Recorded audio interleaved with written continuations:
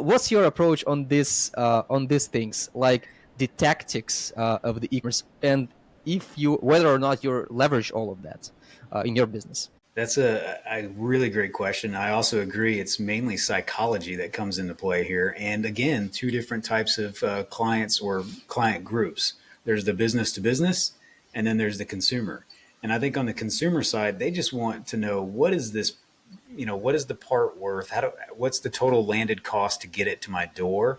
And yeah, there's a little bit of psychology involved with, yeah, you're getting this free shipping, or we're going to give you a discount. At the end of the day, I mean, the price is the price, and how you illustrate that price is always the psychological part. Personally, vast majority of our business comes from B2B. And so we have focused our pricing on a little bit more transparency. And our goal in doing that is creating partnerships. Like, that sounds cliche, but I think it's genuinely true. If, like, hey, we show what we call a startup fee. We show our production cost. We show our post processing cost. We show our shipping cost. We show our engineering time and costs associated with that. And the reason we just want to, like, hey, one, we want to show that this is what it cost us. This is why we come up with this pricing. And the other main thing is there's always options, and it opens that clarity. It's like, okay, this part ended up costing $100, and if we just leave it at the part is $100, but if we show that it's broken down, it's $60 for this, $40 for this, and $20 for this, or whatever it is, then people are like, okay, wait a second. Now I see this cost factor is coming into play, and maybe that option is not so significant for me.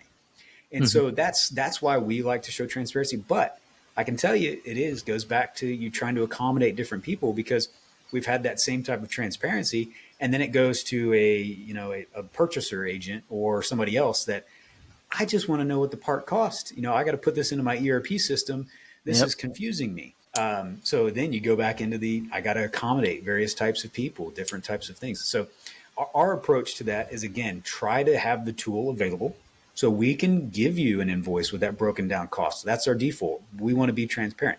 If you also want an invoice that's just as price per part, and for whatever reason, we can also do that. Again, I know you didn't invite me onto this podcast to sell Digifabster, but the fact that Digifabster allows us to have those custom PDFs and those different, that's exactly our goal.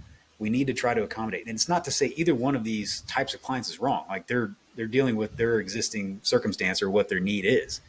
So it's up to us to, if we want to serve both those types, to have a solution for both.